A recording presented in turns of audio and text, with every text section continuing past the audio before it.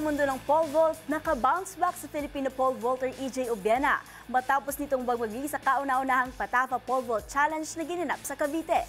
Nag-clear ni Obiena ang 5.80 meters sa kabila ng masungit na panahon. Ang mga detalye tutukan sa report na ito.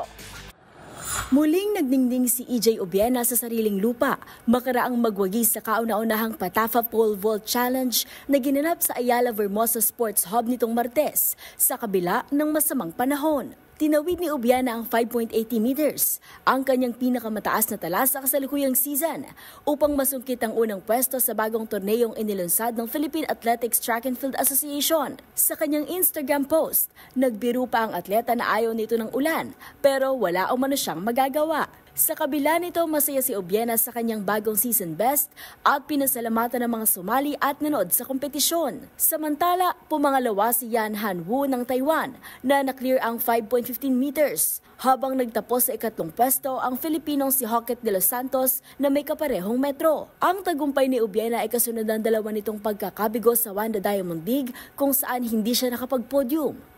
Nagtapos si EJ sa ikalimang pwesto sa Shanghai Leg noong Sabado, habang ikapito namang pwesto ang nakuha nito sa Xiamen noong nakaraang linggo.